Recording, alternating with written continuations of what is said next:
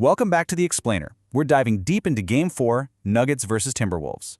Now, the betting market is looking at this one and basically calling it a 50-50 toss-up. But here's the thing. Our model has sniffed out a pretty significant edge that we think could define this series. So let's crack open the numbers. All right, let's first look at what the market is telling us. You see a minus 120 money line on Denver, which means you got to bet $120 just to win 100. On the flip side, $100 on Minnesota gets you 101. When you translate those odds, it gives the Nuggets a tiny, razor-thin 51% implied probability to win. Essentially, the odds makers are shrugging their shoulders and saying, this game is way too close to call. And that right there, that's the whole ballgame for us. See, a confused market is an opportunity.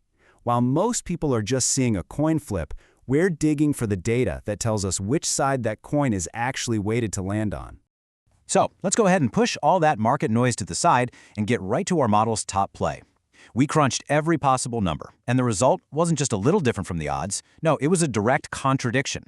This is the number that you need to pay attention to. Our model is projecting a 57% win probability for the Minnesota Timberwolves. That's not a coin flip, folks. That is a significant quantifiable edge that the current market price just isn't factoring in. And here's exactly where we find our value. The market price says Minnesota has, a 49% chance to win? Our model says it's 57%. That 8-point difference is a massive gap in sports analytics, and it's precisely what our Moneyline Surprise Index is built to flag. When that thing triggers, it's a blaring signal that the market has mispriced the game. The model is absolutely screaming value on the Timberwolves. But look, a number is just a number without the why behind it. So let's deconstruct this. Why is the model so high on Minnesota? What are the actual factors driving this projection? Our true edge analysis really boils down to 4 key pillars. First, you've got adjusted net rating. It's basically a team's point differential per 100 possessions, a fantastic measure of a team's real efficiency. Then you've got series momentum, the strength of the bench, and of course, injury impact. And as you're about to see, Minnesota's checking almost all of these boxes. And this brings us right to that first pillar. And man, look at the massive gap in adjusted net rating. Minnesota is sitting at a plus 6.3 in this series, which means they are outscoring opponents by over 6 points every 100 possessions. And Denver, they're barely above water at plus 0.7. A difference that big tells you one team is just playing far more efficient, more dominant basketball right now. This slide just perfectly illustrates the bench advantage. We're looking at player efficiency rating, or PER, which is a great way to measure per-minute production. Minnesota's reserves are just flat-out outproducing Denver's second unit. In a tight playoff game, that kind of depth can absolutely be the deciding factor. Then you've got to factor in the injuries. Aaron Gordon being listed as questionable is a major red flag for Denver. He is so crucial for their interior defense, for handling Minnesota's physicality. If he's out, or even if he's just limited, Denver's whole defensive structure takes a serious hit. Okay, let's shift gears and focus on the single most important matchup in this entire series. And it's not just about one guy versus another. We're talking about an entire defensive system that's been built to neutralize an MVP. In this quote right here, this is the whole story of Minnesota's success. With Rudy Gobert locking down the paint, they are systematically taking away everything Nikola Jokic wants to do. They're pushing him into tougher shots, they're disrupting the offensive flow, and it's forcing Denver into one low-efficiency possession after another. So we've covered the why, we get the strategy. Now let's get back to the hard numbers that really quantify just how big Minnesota's advantage is. I mean, this chart really just lays it all out there.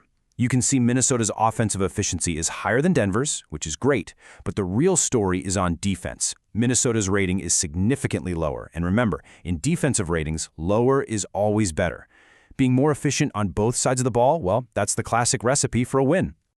So to really confirm everything we've been seeing, we ran this game through our simulator 50,000 times. And you know what? The results came back crystal clear. That 57% win probability for the Timberwolves holds up, with a projected average score of 115 to 109. That's a solid 6-point margin of victory. Now let's drill down into the individual player projections. Sure, you can see Jokic is still going to get his numbers. 26 and 13 is a monster night. But look at the balance for Minnesota. Edwards leads the way, of course, but Jaden McDaniels is projected for a huge 20.9 rebound game. That kind of secondary scoring, that's a total game changer. So, okay, we've got the data, we've got the projections. The question is, how do we turn all this into something actionable? How do we actually exploit the market's pricing? Here's a little peek behind the curtain for you. For the sportsbooks, their biggest liability, their highest risk, is a Denver win. Why? It's because the public is still betting on the name brand of the reigning champs and Nikola Jokic. This means the books would actually be pretty happy with a Minnesota win, which puts them on the same side as our model. Next up is our Breakout Readiness Index. This tool analyzes recent trends to flag players who are primed to beat their betting props. And would you look at that, two key Timberwolves, Naz Reid and Jaden McDaniels, are flashing a big yes. This tells us the model sees value not just on the team to win, but on their key role players to have huge nights. So, if you put it all together, this is the story the data is telling us. This is our model's highest confidence parlay. It combines all the core ideas from our analysis: a Timberwolves win, a lower scoring game controlled by their D, and key performances from the game's most important players. So let's just circle all the way back to where we started. The market is seeing a coin flip, but the data reveals a clear, quantifiable edge. It's undervaluing Minnesota's elite defensive scheme, it's undervaluing their superior bench, and it's undervaluing their total control over the pace of this series. So the final question is pretty simple. Are you betting with the public? Are you betting with the data?